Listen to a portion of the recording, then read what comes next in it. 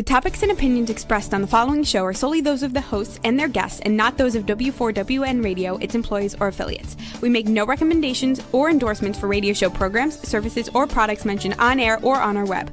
No liability, explicit or implied, shall be extended to W4WN Radio, its employees, or affiliates. Any questions or comments should be directed to those show hosts. Thank you for choosing W4WN Radio.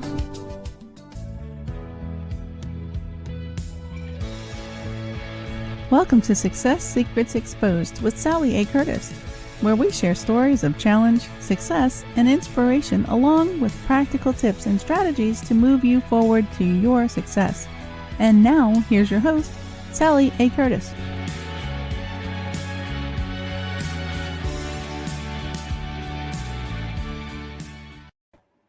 Good evening, good morning, and good day to you all. Welcome to another episode on Success Secrets Exposed.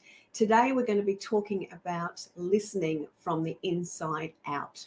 And you're going to have a very warm and heartfelt episode with you today. So welcome, and I'm glad that you've joined us. So for those that are actually new to the show, I'm a marketing and business growth strategist for coaches, consultants, and speakers. And I specialize in content repurposing and LinkedIn conversations. And it's very much my role to help you amplify your voice, your message, and your impact. And today is going to be a beautifully warm and impactful episode for you today. I have a very, very special guest, a very close friend of mine, Nicola, who is the total embodiment of a strong, feminine, heart-centered speaker, also a speaker buddy. And she connects with huge and genuine depth and warmth. Now, she's been described as knowledgeable, brilliant, engaging, uplifting, and of course, incredibly genuine. She's an absolute adventurer at heart and has hiked, camped, skied, and parasailed, mountain biked, etc. in over 35 countries. So certainly very adventurous at heart. She also collects degrees. And a little tip to tell you, something a little bit outside the box, she doesn't own a television.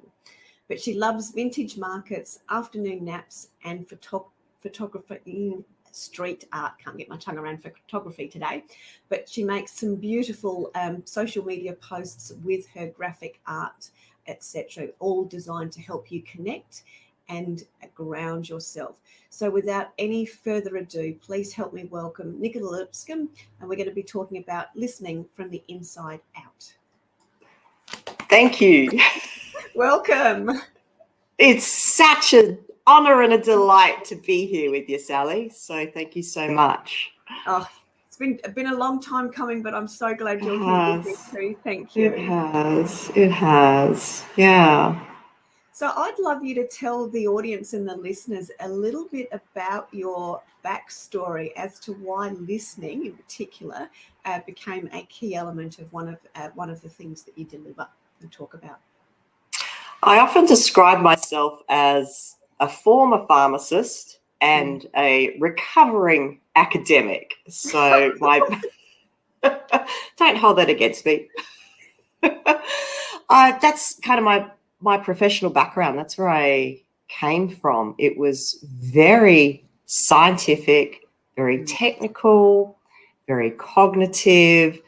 And if I was to describe my journey in one sentence, it's really moving from head to heart. A lot of people say it's climbing down the ladder from the head to the heart. For me, it was a lot more messy than that. It wasn't a nice little step by step that people think it could be. It was more like some rocky mountain and I'm sliding down all over the place going, what's going on here? Where am I going?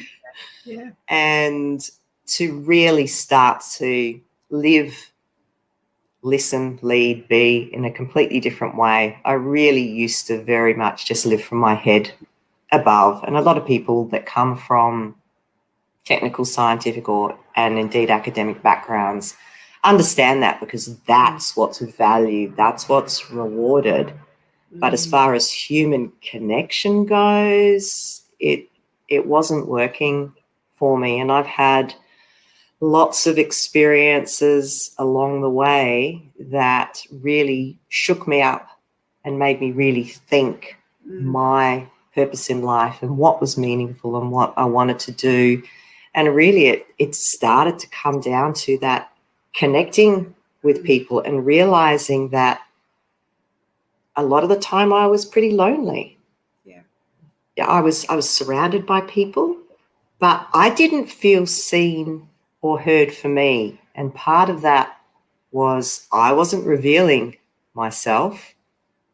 And equally, because of the kind of the armor and the barriers that I had up and the lenses that I was looking at other people with, I wasn't really seeing, hearing others either. And part of the journey, because I was reflecting coming into this conversation, was the more self-aware I became, the more my personal growth and awareness and evolving and becoming a lot more grounded, embodied, present, centered, mindful, all those things for myself and understanding myself, wow, I really started to see, hear, feel others differently as well. And professionally, particularly within the academic environment, one of the courses that I designed and delivered was a communication course for pharmacy students. We realized that they had technical brilliance and no people skills, or very little, kind of people skills, having empathy. So I kind of dived into a lot of the research then as well. So kind of my personal experience combined with my professional job at the time and did a whole lot of research, and it blew my mind how absolutely critical listening underpinned everything. It underpinned everything, the ability to understand, the ability to connect, to engage, for performance, for just about anything within the workplace. You could come down and go, you know what would make that better if we listened better. I'm just going to add something to that, if I may, because we spoke yesterday on the phone, and you picked up that I was in my very much in my head, in my fast-paced space, which was funny. It was great because I was aware of it, but I hadn't really become really self-aware of it. And it was such a great tip after we got off the phone, because I think I said to you I'd been practicing a new presentation, and I always record it to reflect back. I don't know what I looked at the before I spoke to you version and then the after I spoke to you version, and other than to say that the difference in time frame was doubled, because that was exactly what I needed it to do. I needed to slow down instead of speaking really quickly like I was and blah blah blah blah blah. And that was just such a beautiful gift that I got yesterday, because you mentioned you could hear in my voice how fast I was in my head, and then by the time I slowed down, I was able to actually get into a really nice cadence. And the video obviously was longer, which is what I was looking for, but I actually grounded and it became more impactful and purposeful versus I've just got to get this practice and do it really quickly. And so thank you. It's so thank easy. It's so easy to as you said, get stuck and lost in our head and go down on those tangents. We don't listen to others, but in that instance, I wasn't listening to myself and I wasn't aware. I was just, but if we do take that time to really ground, things around us change dramatically. They do. What you're seeing in the workplace, etc. Very much so. And they are very intimately connected, being able to listen to yourself and to be able to listen to others. And I very much talk about the inner listening landscape. So a lot of the listening presentations and trainings that I do are very different, because it's the inner work, it's the inner landscape. Because if that changes, the outer behaviours automatically change. We don't have, well, I don't believe anymore in the active listening training that's very much out of the 80s, which is still taught a lot. It's all behavioural. But I can look you in the eye deeply and lean forward and nod, and you go, you're not listening to me, you're just acting. Yeah. So a lot of people have been taught the behavioural skills, but without a genuine internal shift, it's quite disingenuous. And we are aware as human beings. We're really quite smart to be able to pick up that. Feeling. Yeah. You feel it. There's a dissonance there. Even if you don't know what's going on, it's just that level of trust is not there because there's something that doesn't gel.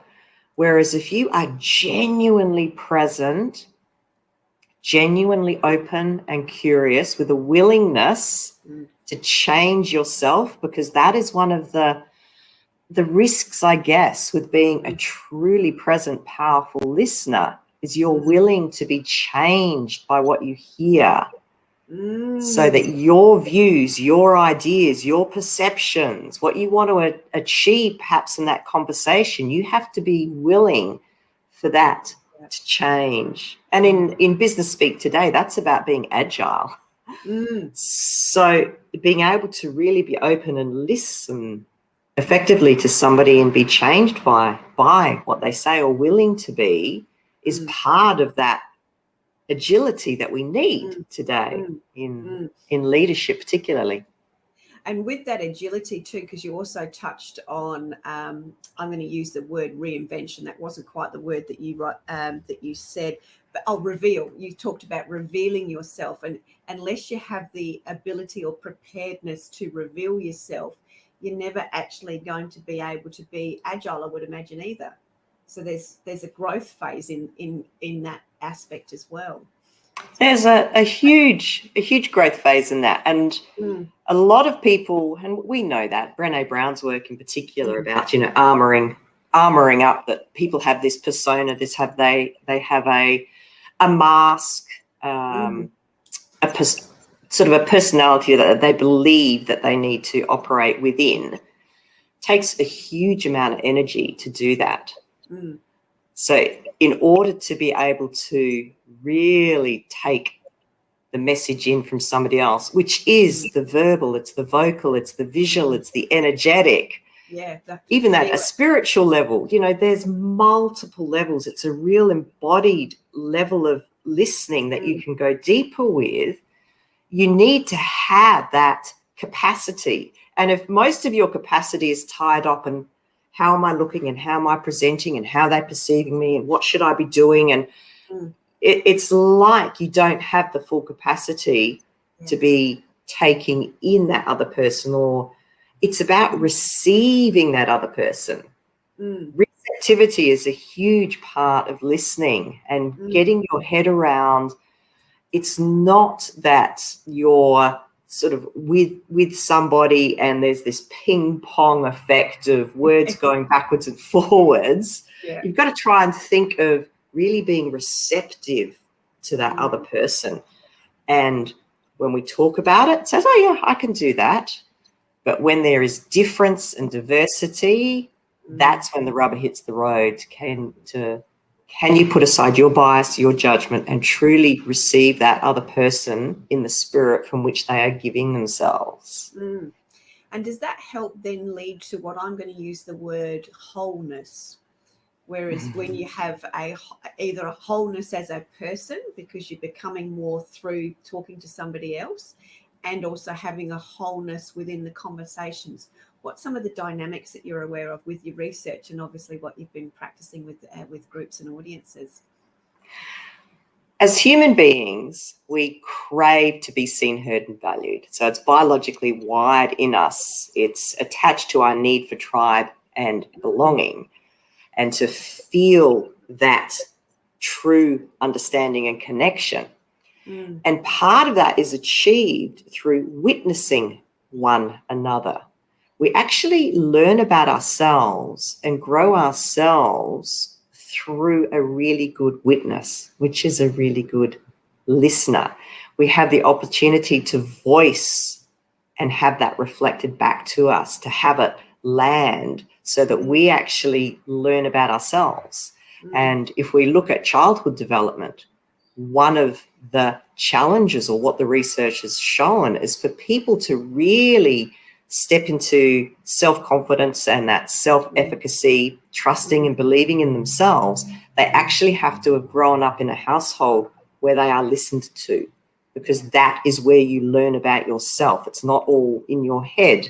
It's through the experience of being witnessed, so that you start to grow and learn about the aspects of yourself, which is wholeness. And the more that you can reveal about yourself and that is witnessed and reflected back to you, the greater your wholeness is and becomes. And then the conversations and the connection becomes deeper for both, because you're operating with more of each of you than, you know, often I'll say, well, if I'm only revealing like 40% of myself and you're revealing 50% of yourself, you know, we're only ever having half a conversation and connection. Do you know? Whereas if you can witness somebody else so that they bring more of themselves and you bring more of yourselves, suddenly there's so much wholeness and richness for both. And that's Does that make sense? Yeah, absolutely. So I'm feeling that, and that's where you see you can have a conversation. I'm going to call it that half full conversation with somebody, and you just sort of got that toing and froing. But when you have a really deep and meaningful, is probably the common language, a deep and meaningful conversation with somebody, it's sort of, you get that exchange and it becomes evolving and evolutionary. It's a different sense, and I've certainly witnessed that and seen you do that within workshops for sure. So can you tell us a little bit about what happens or what you go through when you start with an audience, perhaps if we use the sort of the academics or the people that are like I was yesterday, where they come into a room and they've all got their armor on, they've got their masks on. What sort of process do you take them through so they're actually discovering themselves and discovering the wholeness opportunities that are there for them? One of the first things I always do is a grounding exercise. So most people aren't aware of how much in their heads they are, or how much they are still hooked into what's happened that morning. So one of the very first things I do is have a little check-in with people to go, just think about where you're at the moment, a couple of words to describe how you're feeling, where your thoughts are, and then take them through a mindfulness and grounding meditation, which really gets them out of their heads into their bodies. And then ask the same question. How are you feeling now? Where are your thoughts now? And people shift. So it's experiential for people to go, oh, I didn't realize how agitated I was. I didn't realize how in a flurry my thoughts were. I didn't realize how tight my body was. So we go through an experiential exercise to get people a little more in their bodies to understand that. We do pair work. I do a lot of pair work or triad work with people, because talking about listening, honestly, isn't as effective as experiencing it. So one of my favorite exercises I take people through is listening between the head and the heart. So it's the head bubble versus the heart space. And the easiest way to get people into their head bubble is you get people to worry about something. What's something that's, you know, you're chewing it, like you yesterday, you're worried about the speech that you've got to do and the time you've got to do it, and you're all in your head. And then we get people to team up and have a conversation. Then we take them through a guided process where I get them to drop into their hearts. And it's using a bit of I don't know if your audience knows about the Heart Math Institute and Heart Coherence method. We use a little bit of that to get the physiological body into alignment, into coherence, get the heart space that's opened. And then we do a listening exercise with that. And then I sit back with flip charts and go, head space, heart space, or head bubble, heart space, what's the difference? And they unpack it and go, oh my God, it moves from task to people, from problem to possibility, from feeling a little disconnected to feeling more connected, from it feeling distant and cold to warm and engaged. All these words come out time and time and time again for people to experience it. Then we can really go much deeper into, okay, so what are some of the barriers? What's your classic listening default? How do you recognize that? And we move from there. Yeah, wow. And do you do sort of this, that sounds as though that's sort of like a day or half a day scenario. Do you do other things as well to deepen the listening? I'm particularly sort of wanting to dig into more of the leadership scenario, because as you pointed out, communication and listening as part of that communication is so important, and probably the thing that gets ticked off in a checkbox in corporate land, in leadership land, but actually doesn't actually end up being delivered. There's not actually a change that occurs. They've ticked the box, they've had a listening exercise, but the fundamentals within the organization haven't changed. And I know you do a lot of work around that actually sticks because of the work that you actually do and the experiences that people go through. So can you share a little bit of either some examples of what's occurred around that for you with your groups? As with any facilitated change, people need to practice, and if you have iterative rounds, it's far more effective. So yes, I do half day, full day workshops, which is more sort of a dive in. But if we can do workshops every fortnight and do multiple workshops, then people have the opportunity to go away and practice. Yep. So they'll be given little listening tasks to do, and then come back and have some in-group coaching. But I think one of the greatest experiences I've had is doing a leadership development program over 6 months within a very, very large organisation here in Australia, with leaders in different parts of the organisation. And listening was a big part of that training program. And so we would come back every month, and the change that occurred there was twofold, in that these leaders, because they had learnt how to listen and were starting to embody and practice that, they were actually able to support each other in a way and understand each other and develop trust in each other in a way that hadn't occurred in the organisation before. So once I left, that continued. They had their own meetings and groups, or people that they could tap into, ring, call, knowing and trusting that that person could hold the space and listen to them in the way they needed. Whereas they weren't reaching out to people before, they felt very alone and isolated, or if they did, they weren't getting the support that they needed, because nobody actually knew how to actually slow down, not interrupt. You don't have to fix everything. Actually be present and listen to that other whole being, as you were talking about. And within that organisation as well, there was one particular leader, and she was taking hours of work home each day. She was very, very stressed, and she was struggling with delegating and felt like her staff weren't doing what she'd asked them to do. And we flipped that around for her to understand how she was being perceived, and that she was busy, kind of talking at people, all with the best of intentions, but wasn't spending the time. She didn't think she had the time to actually inquire and ask, well, how are they doing? And what are their thoughts on this? And over time, she shifted and she built trust and connection with her staff.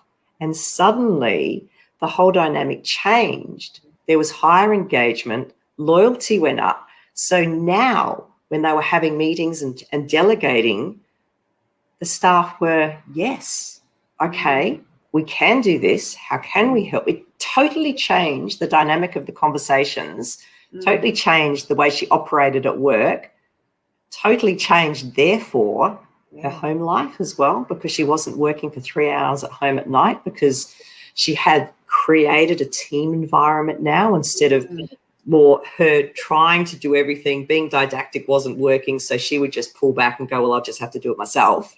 Yeah.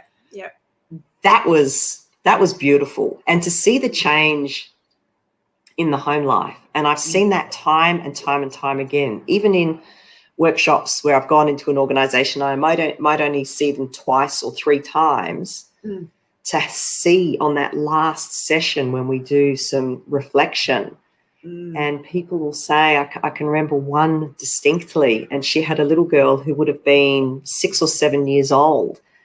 And part of the training, we talk about the difference between being heard and feeling heard. And there's a distinct difference because we have cognitive capacity to hear the words, but the person on the other end doesn't feel it because you're not actually present with them. And we were doing exercises around that. And she took that concept home with her daughter and started to really realize that when her daughter talked to her, she wasn't present. She was always doing something else. And she could hear her daughter and cognitively understand it, but her daughter didn't feel her.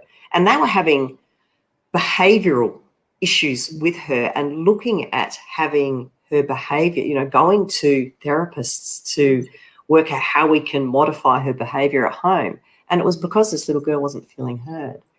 And a couple of weeks later, she came back into the workshop, and it gave me goosebumps because I was expecting something about work. I was, expecting to say, so how's that, when you're talking to people in the workplace and you've got client interactions. She said, actually, can I tell you a story about my daughter and home? And she said, it took a little while, but her daughter now trusts that mum is listening and mum will stop, look her little girl in the eye or let her know, I can't talk now, sets aside time, and those behavioural issues disappeared. She didn't have a behavioural issue. She had a I'm not being seen and heard issue. Yeah. And, it was those moments. They're life-affirming and they're just beautiful. Yeah. I'd love to ask you another question around that and how so I'll ask the question, then we'll just nip to a quick break. But I'd love to sort of dive into that, especially since COVID has hit and that's been affecting so many people from a connection perspective, because we're doing so much more on Zoom, and we're doing so much more where we actually are disconnected and people are feeling isolated. I'd love to have a little bit more of a conversation around what you've seen in relation to that, and some of the stories of those positive change. If you can answer that for me when we come back from the break, that would be fantastic. Sure. Just nip to a quick break now. Thank you. Yeah. Have you ever dreamt of being on the radio? Well, now is your chance. Be a radio show guest on the #1 ranked internet radio station and promote you and your business for free. Yes, you heard it, free. Are you a speaker, coach, or consultant wanting to increase your reach and impact? Need to save time and leverage your resources? Content repurposing is the fastest way to increase your visibility, credibility, and profitability online and reach your audience with ease.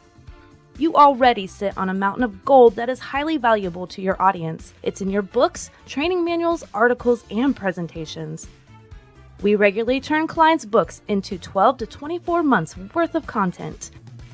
Let us turn your existing content into visually stunning, bite-sized content tiles.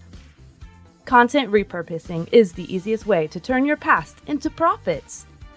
Turn your existing content into bite-sized glitter that you can sprinkle everywhere with ease to attract your ideal audience.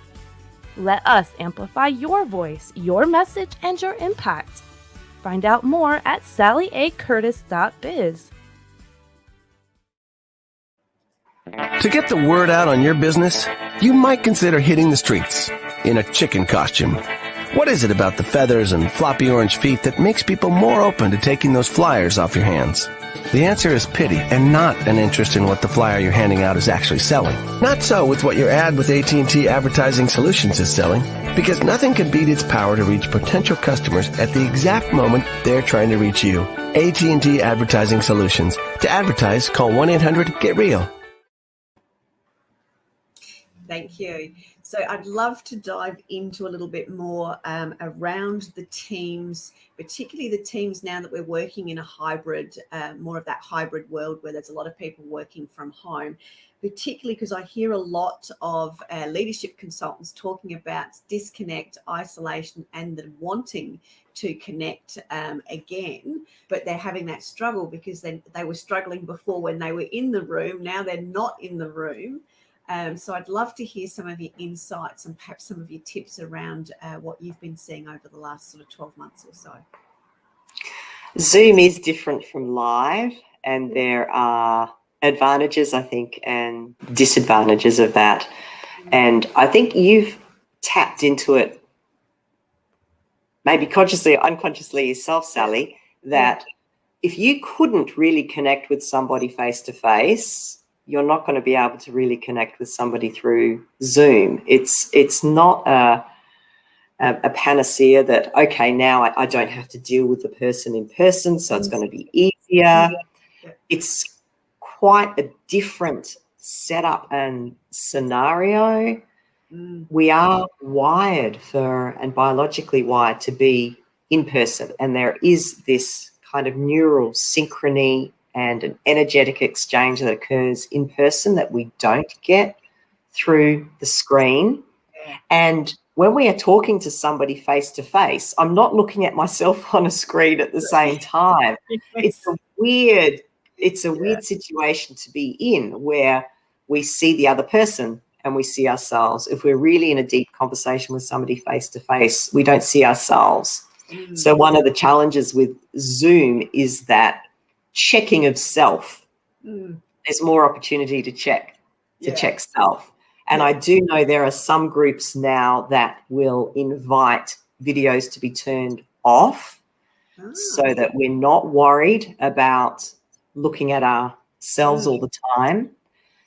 The flip side of that is when you've got, 20 black screens on a screen as well, some people feel like that's more disconnecting. So people are playing with that, having videos on and having videos off.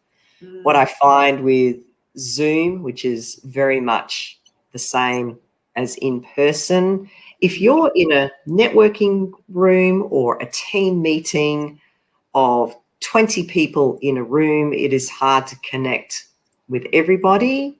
It's the same. You can't connect with 20 people very easily on screen. So using the breakout rooms is really useful to have mini conversations and then bring it back so that you feel connected. And as human beings, if we feel connected to one or two people in a room, we sort of feel like we are connected and belong to the greater whole. If everybody in the room feels like they're connected to a few, you get this sense of, yes, we're all part of something. That happens in real life, that happens on Zoom. Yeah. So if you can set up little check-in activities or little just get to know each other's, but in a breakout room so people feel that it's more intimate, then when they come back to the bigger room, they actually feel like, yeah, I'm part of something, and I might not quite know these people, but I'm feeling really quite close and connected to these people. So it creates a general greater opening for the group as well. Yeah. And I think we need to also be comfortable with that element of discomfort and silence, because often there's lag times and things on Zoom chats, and not to rush things. It's okay to ask a question, sit quietly, wait for somebody to answer. I think there is more chance particularly if we don't have the mute buttons on, there tends to be more of talking, three people talking and then everybody stopping, and it's this disconnect of no, you are. So no, you go. And that's all clunky. Yeah. Whereas if we're not in a hurry, and it's like, we're just being open and listening to go, okay, and being aware and just slowing it down, giving people that space, honoring that space, we can connect. My experience is we can actually connect very deeply on Zoom as well. Not as deep as we would in person, but we can. And a big part of it is how much of yourself are you bringing? Am I, I'm here, and while we're on screen, I'm, as much as I can, I'm embodying and feeling like you're just there. You're the opposite side of the screen. I'm just in a room having a conversation with Sal. I'm not, okay, I'm on video, how am I looking? Let's because we can see ourselves, people tend to be more self-conscious, and you need to actually lose that. You need to pretend that you're not looking at yourself and really focus on the other. Your focus is on the other person. And I think you've tapped into something there too, when you are worried about yourself and you do become more self-conscious. That habit of not enjoying the silence becomes worrying. So that's why everybody is wanting to talk all at the same time and not allowing that space to occur, because nobody is comfortable. When you're uncomfortable anyway, you become more uncomfortable about the silence. So I think that's where that ability to listen comes in, where you can actually hold that space to create the listening and create the silence that creates the opportunities. Very much so. And it comes from the top. The greatest influencer is always the one with the greatest influence, really. So the leader, the team leader, whoever's running that session, it's how they show up. It's their presence. It's their level of comfort with discomfort. It's their ability to not cut people off, to hold that space. And it is very much about its presence as well. So you model that when you come in. If you're opening up a Zoom meeting and you've rushed and right, everybody say, right, we've got to get down to, and just everybody's already kind of, it's no different from if you rushed into the meet. They're all, okay. Whereas if you spend a couple of minutes, which I always do, that whether you meditate, whether you ground, whether you do breath work, where you go, okay, I'm bringing all of myself or as much as myself as I can here. Again, people entrain to that even on screen. Yeah, very much so. And I think I'll come back to that in training. Peter, one of our very, very dear friends, has just commented. It's on one of his Zoominars, he was complimented that it was just like having an actual real conversation with him. And that's, I suppose, is the guts of it. And I know Peter's an exceptionally good listener as well. And the elements of listening as well. So I'd love to talk a little bit more around that entrainment, because I think that's such a powerful word from the influence that we have and the ability to have that energetic exchange. So can you share some tips as it relates to listening, and perhaps expand a little bit on that entrainment and how that creates the collective warmth of energy and that understanding of each other? Entrainment really is that energetic, exchange that occurs. We sync up with people. A big part of that is the level of empathy or empathic understanding that occurs.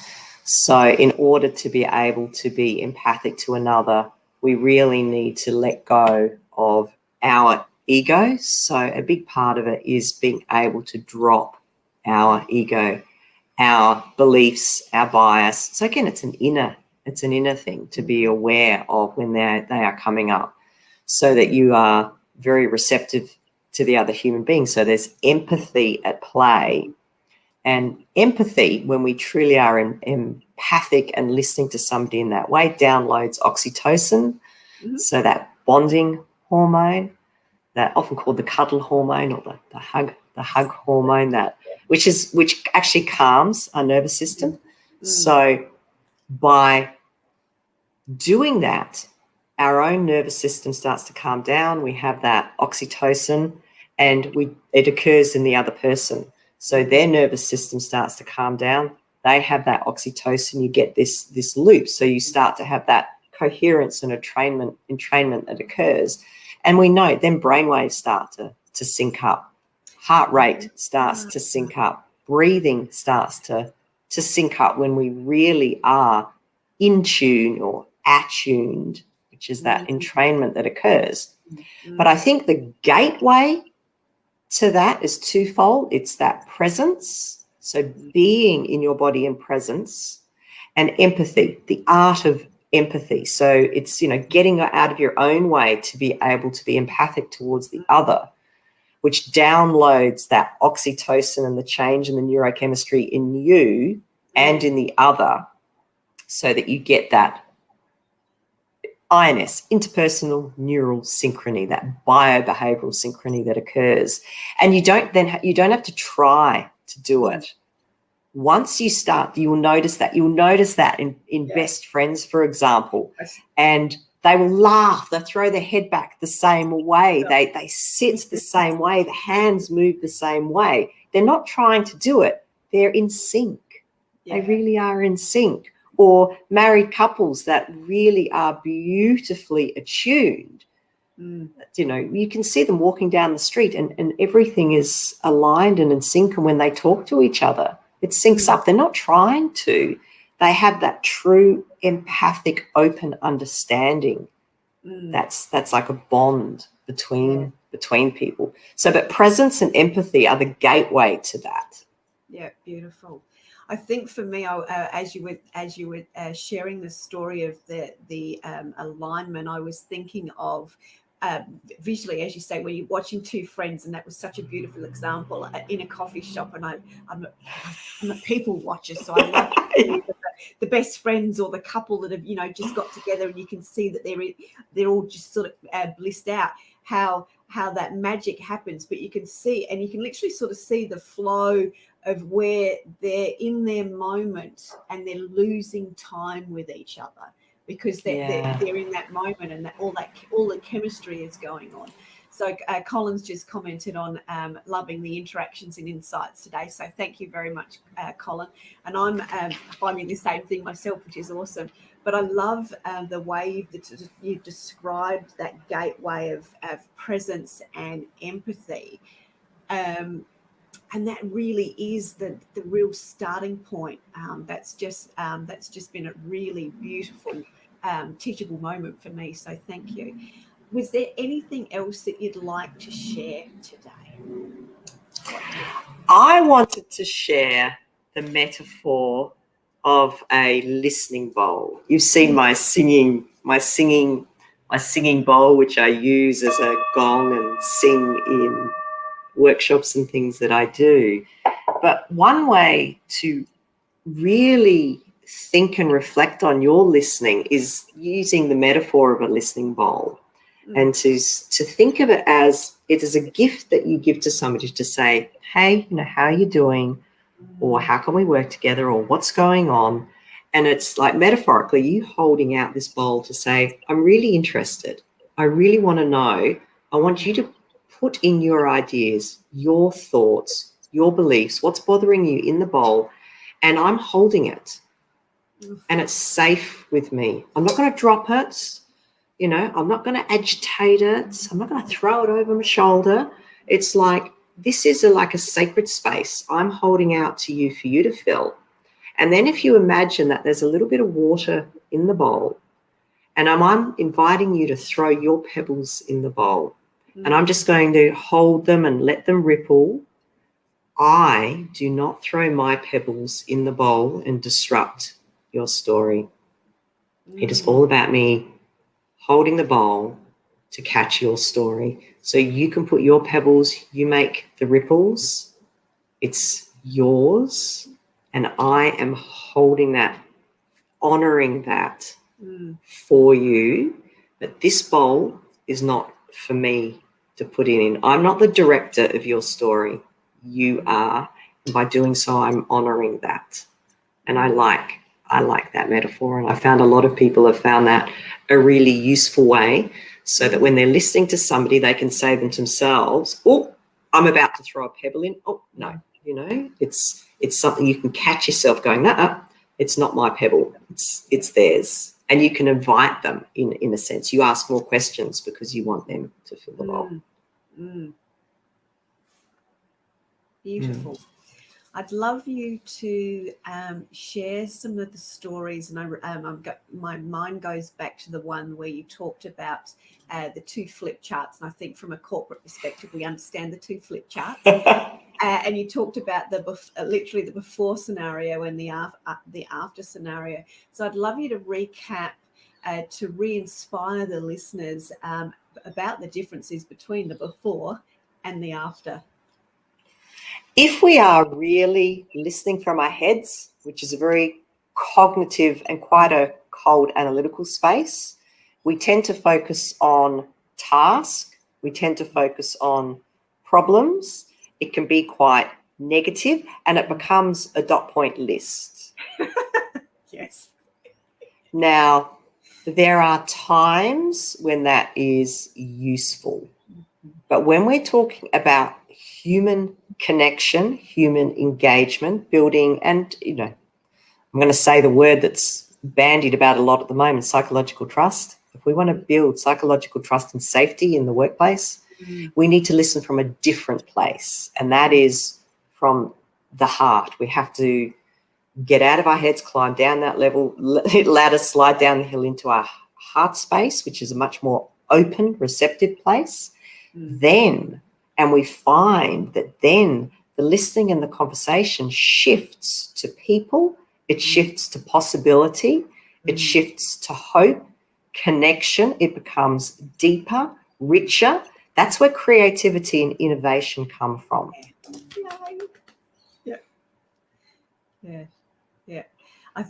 That's and I think that opens up in itself, that conversation. It opens up, as you said, the possibilities, the creativeness, the connection, the opportunities for all in the room. So it's not, it doesn't become just the one person. It becomes the collective. Yes. And that includes you can create. I often call it a heart field. You're creating a field of energy which is safe. It's warm, it's inclusive, people feel that they belong. And from there, arises things that you couldn't even forecast or imagine. Humans will amaze you. Yes. If you give them the space and honor that for them. But it takes a little bit for people to trust that, do you mean this? Is this okay? Yeah. But I've seen it. And you've witnessed it time and time again in workshops. You can facilitate spaces for people. Yeah. If you truly, genuinely you're curious, you're open, you're receptive, and you're operating from an embodied space, it's magic. Yeah. And I'm just going to add to that magic there, because not only is it the magic in that workshop for the people that are in that room, for the teams that are in that organisation, but that magic ripples out, as we've heard, to the families, to the children, and what does that do for the rest of the world and the rest of us? So thank you. That's absolutely beautiful. So how can people best get in contact with you, Nicola? I do a lot on LinkedIn. So just look me up on LinkedIn, and I would love to connect and have further conversations and listen to where people are at. I have a website, www.nicolalipscombe.com, and these days do a lot of work on Zoom as well. So it doesn't matter where you are in the world, we can do coaching and listening programs online as well. Just had a question come up from Brett. Is there a place, group or forum where we can go and practice and make awkward mistakes, comments, techniques, and then help them become more natural, so we can experiment and trial before important conversations with family or colleagues? I love that. I don't have a public space yet, but this is what I do in organizations. We create listening circles, listening, so that we can, through the listening program, we create that within within the program, so people get to practice before they have to have awkward conversations, have to talk to their boss, have to have a conflict resolution conversation with somebody at work. But get in touch and we'll see what we can do for you. Yeah, beautiful. And with you, not for you, with you. Yes, yes. So, Brett, if you have any issues, just reach out to me and I can personally connect you with Nicola. That's no problems whatsoever. So thank you very, very much, Nicola. We're just heading over time now. So I'm just going to say thank you very, very much to everyone that's listened and commented today. We really appreciate it. Thank you. And just very, very quickly for next week, we have myself and Gary Prigg on the show. And I'm actually going to be being interviewed. So you never know what's going to happen or where that will go. But as always, we'll have lots of fun. I thank everyone for joining us yet again, and thank Nicola for her incredible insights and warmth today. Thank you so much, everyone. Thank you, Nicola. And we will see you again next week. Take care. Thank you. Bye. That's it for this week's episode. Thank you so much for joining us. I trust you got some inspirational tips to move you forward. See you next Thursday at 7 p.m. Eastern for more Success Secrets Exposed.